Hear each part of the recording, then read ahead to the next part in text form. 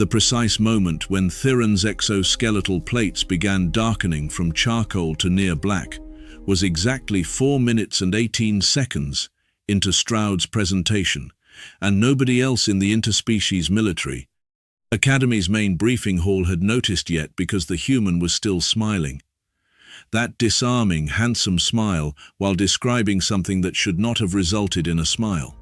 "So there I was," Stroud said, leaning against the holographic tactical display with the casual confidence of someone who looked like he'd walked out of a recruitment poster, 3 clicks behind enemy lines and my rifle. Jammed. Fallon sat in the front row of tiered seating and felt the first cold trickle of concern down her spine, because she knew that tone, and she'd organized this cultural exchange briefing 3 weeks ago, thinking it would be routine, educational, and good for interspecies relations. And now Stroud was using his story voice, which was never a good sign, in a room full of alien military officers taking notes. She was beautiful, in that authoritative way that made junior officers straighten their postures, but right now her green eyes were fixed on Stroud, with an expression that screamed, "Please don't," and he wasn't looking at her. Orinathi sat 3 rows back, and her bioluminescent freckles glowed soft blue across her cheekbones in the dimmed lighting, and she was still taking notes on her data pad, because her species believed in thoroughness and the fungal symbiotes.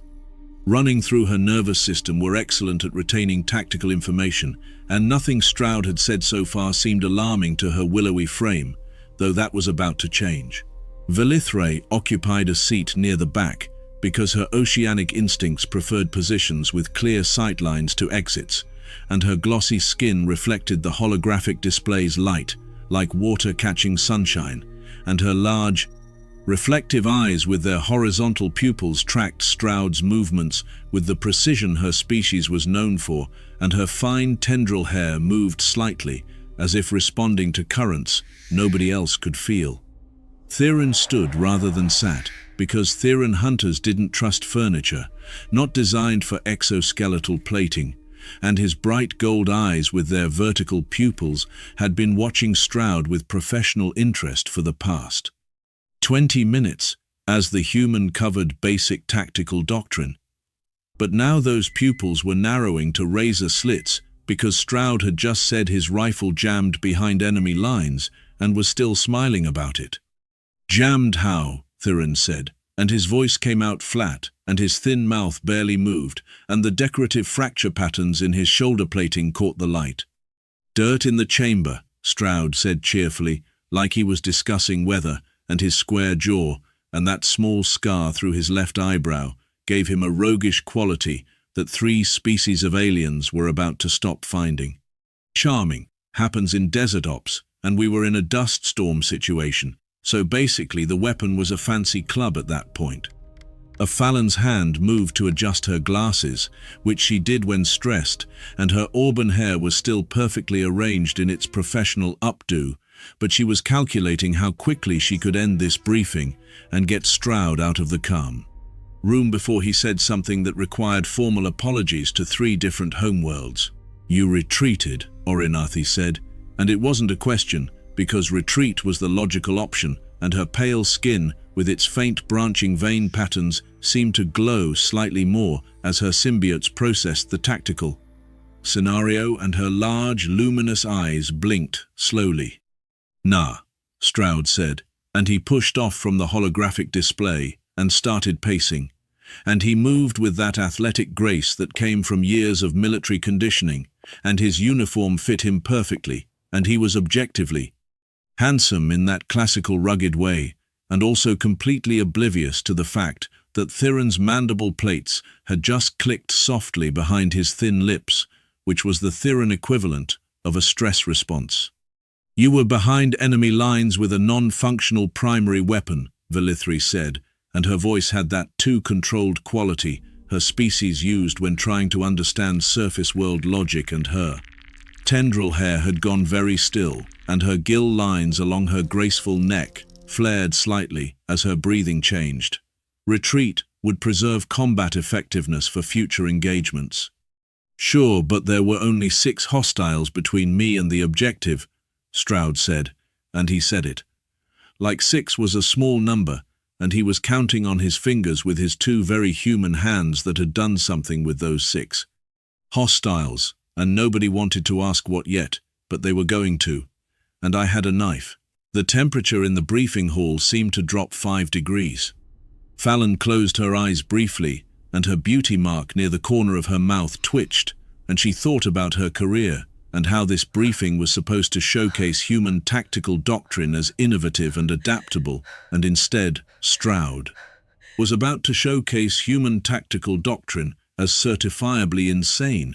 "One knife," Theron said, and his plates were definitely darker now, and his lean predatory frame had gone very still. In that way, apex predators went still before attacking, and his bright gold eyes were locked on Stroud. 6 hostiles. Well, and rocks, Stroud added helpfully. Decent-sized rocks and one of those enemy rifles once I got it away from the first guy. Oronathi's bioluminescent freckles pulsed once brighter and then dimmed, and her tall willowy form leaned forward, and her filament hair seemed to shiver, and microscopic spores that nobody could see yet drifted from her skin. Because her symbiotes had just registered alarm. You engage 6 armed hostiles in close quarters with a knife and environmental objects. Yep, Stroud said, and he was grinning now. Like this was a fond memory, and his piercing blue eyes had that faraway look people got when remembering good times. The first guy didn't expect the rock honestly, and that's really the key to close quarters combat, which is surprise and aggression and willingness to do things the enemy thinks are tactically unsound. Through the transparent sections of the corridor outside the briefing hall, a 4-armed crystalline species walked past, carrying data tablets, and glanced through the window and saw Stroud gesturing enthusiastically, while 3 different species of alien military officers stared at him, and the crystalline being paused and tilted their head and then kept walking because whatever was happening in there wasn't their problem.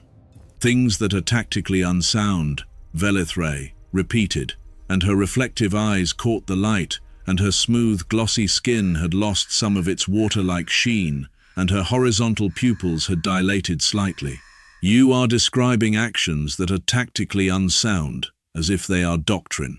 "I mean not official doctrine," Stroud said, and he waved a hand dismissively, and Fallon made a small sound in the front row that might have been a whimper.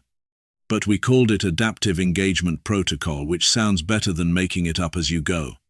Theron's mandible plates clicked 3 times in rapid succession, and his exoskeletal plating had gone full black now, and his movements had that economical precision his species used when preparing for violence. "Describe the engagement." "Okay, so," Stroud said, and he was fully animated now, and he turned to the holographic display and pulled up a terrain map with his 2 hands and started marking positions, and his athletic build moved with enthusiasm, and he was in his element, and completely missing the fact that Oronathi's symbiotic vein patterns had darkened to deep purple, and Velithre's tendril hair was now completely rigid. Fallon stood up, and her elegant posture was somewhat compromised by the fact that she was clearly preparing to intervene, and her sophisticated beauty was undermined by the expression of dread on her high cheekboned face. "Stroud, maybe we should—" "So I throw the rock at guy number 1, Stroud continued, and he was using the holographic display to demonstrate, and little glowing figures appeared, showing positions. "Catches him right in the face, and he goes down, and that's important because the others are turning to look at him, which gives me maybe 2 seconds to close distance to guy number 2. 2 seconds across how much distance?" Orinathi asked, and her voice had gone quiet, and her large, calm eyes weren't calm anymore. "Maybe 15 meters, Stroud said thoughtfully. "I had good boots, and adrenaline helps, and guy number 2 is bringing his rifle around, but he's got it in a patrol carry, not a ready position, because nobody expects contact from inside their own perimeter, which is why getting behind enemy lines is so effective." Theron made a sound that didn't translate into any known language but conveyed profound dismay through pure tone. "I get the knife into his firing arm," Stroud said, and he mimed the motion, and it was a quick, brutal movement, and his handsome face showed nothing but professional focus.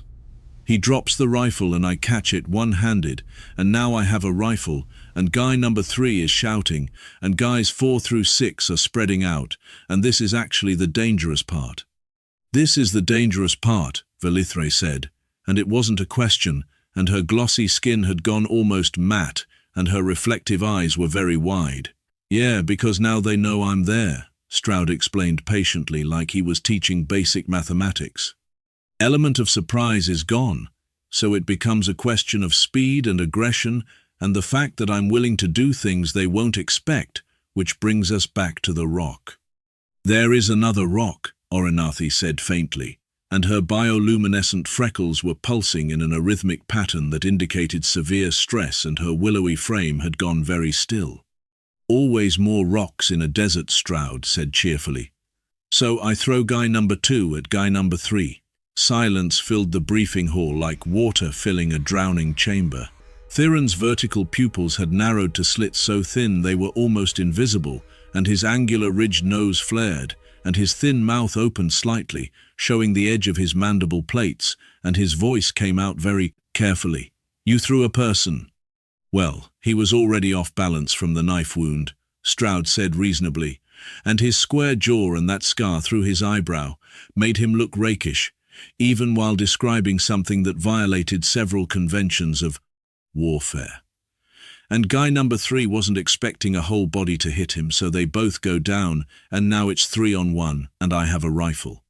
Fallon had given up trying to interrupt, and had sat back down and put her face in her hands, and her beautiful features were hidden, but her shoulders suggested she was contemplating career changes.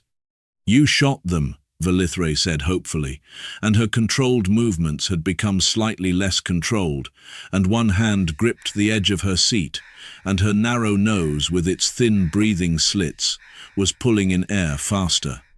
Out of ammo, Stroud said, and several beings in the room made sounds of horror. But a rifle is a great club and also has a bayonet mount, which this one did, and that's really helpful for guys 4 and 5. The holographic display showed little glowing figures, and Stroud was moving them around, demonstrating tactics, and 3 alien species were watching with the horrified fascination of beings witnessing a natural disaster. Guy number 6 ran, Stroud said. Which was smart, honestly, and I didn't pursue because I had the objective in sight, and pursuing a fleeing enemy when you're alone behind enemy lines is how you get ambushed. So that's an example of knowing when aggression stops being useful. Thiran sat down heavily on the floor because his legs had apparently stopped working, and his exoskeletal plating made a scraping sound against the deck, and his bright gold eyes stared at nothing. Orinathi had stopped taking notes, and her data pad lay forgotten in her lap, and faint spores were definitely drifting from her skin now, and her filament hair seemed to droop, and her pale skin had taken on an almost grey quality. Velithre's tendril hair was moving again, but in agitated patterns like seaweed in a storm, and her gill lines were flaring with each breath, and her large reflective eyes tracked Stroud with the expression of someone watching. Predator they couldn't classify. So that's a basic example of adaptive engagement, Stroud said, and he turned off the holographic display and faced the room with that disarming smile and his military bearing and his complete genuine lack of understanding about what he'd just described. Any questions before we move on to more complex scenarios? Nobody moved and nobody spoke, and somewhere in the corridor outside another alien walked past, and this one was a tall amphibian species with skin that shifted colors, and they glanced through the window at the frozen tableau inside. Their skin flashed confusion orange, and they kept walking. The Fallon finally raised her head from her hands, and her green eyes met Stroud's blue ones, and her voice came out very measured. More complex scenarios. Yeah, that was just basic training stuff really, Stroud said, and he checked his watch with casual ease and his athletic frame stretched slightly. We've got another hour scheduled, so I figured I'd share some actual fieldwork experiences unless you want to break for questions. Thiran's mandible plates clicked so rapidly, it sounded like a rattlesnake. Warning, and Orinathi's bioluminescent freckles flashed bright enough to illuminate her section of the room, and Velithre's tendril hair stood. completely on end, and her glossy skin reflected light in chaotic patterns. Stroud looked around the room at 3 species of apex military predators who were staring at him with expressions ranging from horror to existential crisis, and he seemed to genuinely register their distress for the first time, and his handsome face creased with concern. "Everyone okay? We can take a break if needed." "You want to share," Orinathi said slowly, and her large luminous eyes were very bright, and her voice had the careful quality of someone speaking to an unstable explosive. "Actual fieldwork experiences." "Sure," Stroud said, and he smiled that rugged, charming smile. "That was just training scenarios and theoretical applications, but I've got stories from actual combat deployments that really show how humans approach tactical problems in real-world conditions." Fallon stood up again, and her elegant posture was gone, and her sophisticated beauty was compromised by what looked like impending panic. And she opened her mouth and closed it and opened it again, and finally managed, "Stroud, maybe we should, actually, yeah, let's do that," Stroud said enthusiastically, and he pulled up another holographic display. "So this one time in the Cresic campaign, we had to take a fortified position, and Command said we had 3 days to plan. An assault and proper support wouldn't arrive for a week." "You waited for support," Theron said, and it sounded like a prayer. "Nah, we took it that afternoon," Stroud said, and his blue eyes sparkled with the memory, and he was already pulling up tactical maps. The sound of 3 different species breathing in 3 different ways filled the briefing hall, and none of it sounded healthy. The Cresic fortification appeared on the holographic display in glowing lines, and Stroud traced the defensive positions with one finger, and his handsome face showed focused concentration, and Fallon remained standing because sitting felt like accepting what was about to happen. "Standard defensive setup," Stroud said, zooming the display to show overlapping fields of fire and reinforced positions. 40 hostiles and heavy weapons emplacements and automated defenses and really good sight lines, which meant a frontal assault would cost maybe 60% casualties. "So you flanked," Velithre said, and her voice carried desperate hope, and her tendril hair was calming slightly because flanking was reasonable. "Couldn't," Stroud said, pulling up terrain data. Fortification was built into a cliff face with open ground on 3 sides, and the 4th side was a 100-meter drop into a river, and they had the high ground and air superiority, so no aerial insertion. Theron's exoskeletal plates were still black, and his bright gold eyes with their vertical pupils tracked the display, and his lean, predatory frame had coiled tension. "You requested proper support." "Jenkins did," Stroud said, adjusting the display.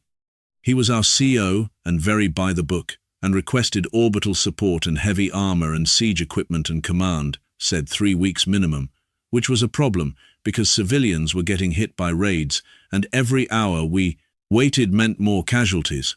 Orinathi's bioluminescent freckles pulsed once, and her willowy form leaned forward, and her large luminous eyes fixed on Stroud.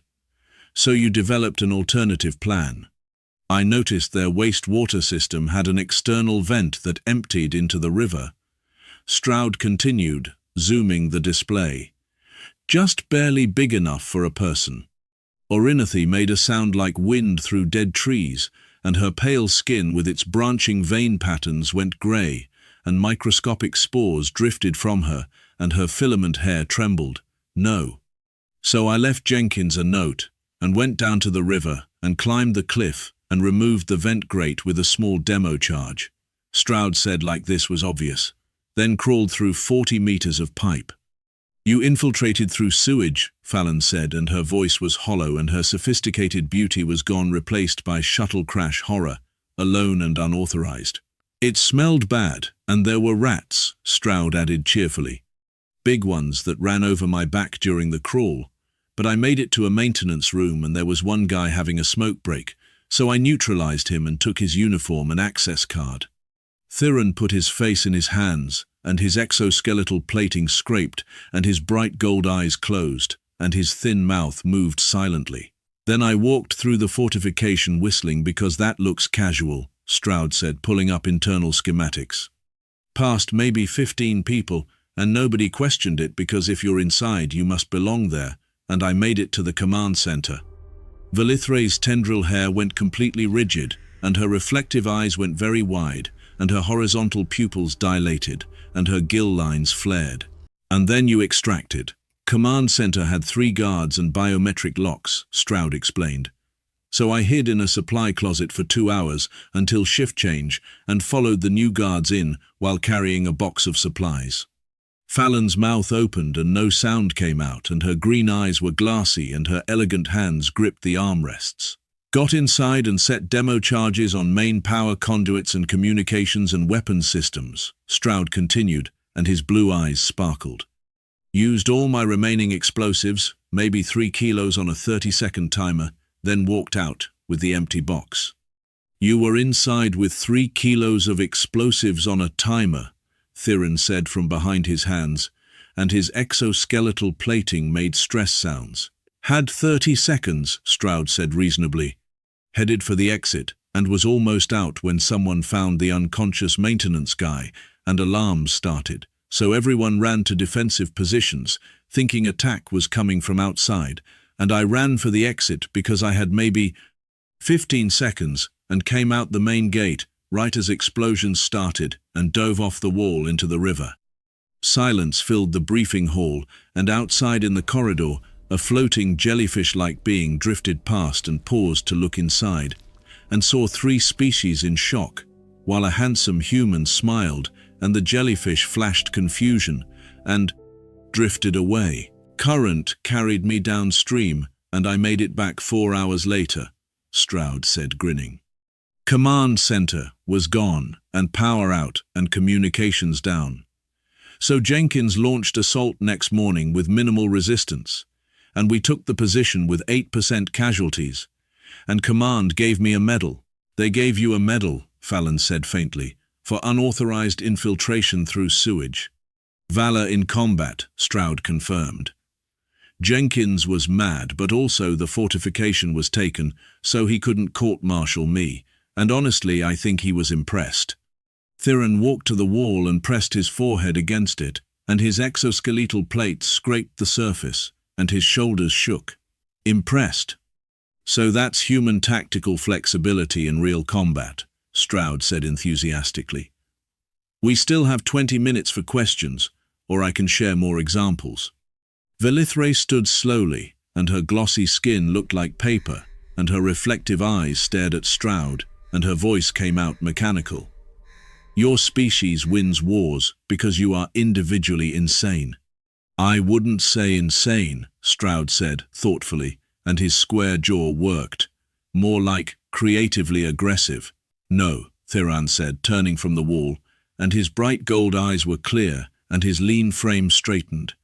"She is correct, and we have been analyzing human victories wrong, because we assumed rational tactics. But you simply do things no rational being would attempt." Orinathi stood, and her tall, willowy form moved underwater slow, and her filament hair drooped, and her pale skin made her look ghostly. "The fungal network in my body is trying to forget this for survival." Fallon stood and smoothed her uniform, and her auburn hair was a mess, but her elegant posture returned through willpower. "This briefing is concluded." "But we have 20 minutes, Stroud protested, gesturing to his notes. "I haven't covered the power armor incident or the cargo shuttle situation or the time I stole an enemy admiral's uniform." "No," Orinathi said firmly, and her bioluminescent freckles pulsed bright. "No more incidents or stories or examples." "We are updating all tactical databases," Velithre said, and her tendril hair moved again. "Human combat doctrine will be classified as unpredictable chaos, with inexplicably successful outcomes." "That seems harsh," Stroud said, looking genuinely hurt. "We just think outside the box." "Your species has no concept of boxes," Thirin said, and his mandible plates clicked. "You look at a box and infiltrate through the sewage pipe underneath it." Stroud looked around at 3 military professionals, staring with horror and awe and exhaustion, and he finally registered something went wrong. "Did I say something wrong?" You described war crimes as fond memories, Fallon said, moving toward the exit, and smiled the entire time. I need to contact my homeworld, Orinathi said, gathering things with trembling fingers. The symbiotes need to process this as nightmare fuel. I need to reconsider everything I know about combat, Velithre added. Thiran walked past Stroud and paused, and his exoskeletal plates lightened to dark grey, and his bright gold eyes met Stroud's blue ones. Your species is terrifying, and I am glad you are allied with us and never speak to me again.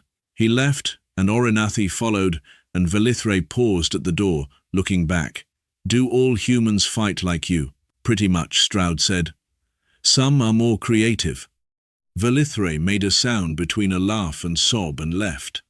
The briefing hall emptied, and Stroud stood alone by the display in his perfect uniform, with his athletic build and handsome, confused face, and outside 3 species walked rapidly away, while a reptilian being with blue scales pressed. Against the wall, Fallon paused at the door and looked back, and her green eyes held exhaustion and fondness and despair.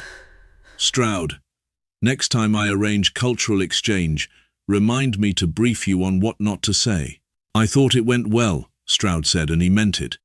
Fallon left without responding, and Stroud shrugged and turned off the display and headed out. And in the observation lounge, 2 floors up, Thiran and Orinathi and Velithre sat, staring at training fields below. Do you think they are all like that? Orinathi asked quietly. Probability suggests variance, but it may not be significant, Velithre said. My people fought humans 60 years ago in the border conflicts, Thiran said, and his exoskeletal plates were charcoal again. We accepted treaty very quickly, and I finally understand why. Below, human soldiers ran exercises, and from this distance looked normal and professional, and all 3 aliens watched with new understanding and appropriate terror. They asked the Marine to share combat experience, Velithre said softly, and we stopped taking notes halfway through. I stopped when he threw a person, Orinathi said. I stopped when he said rats, Thiran admitted. They sat in silence watching humans train, and somewhere Stroud was probably looking for coffee, completely unaware. He had fundamentally altered 3 species' understanding of human warfare, and none would ever ask about the power armor incident, and that was perfectly fine.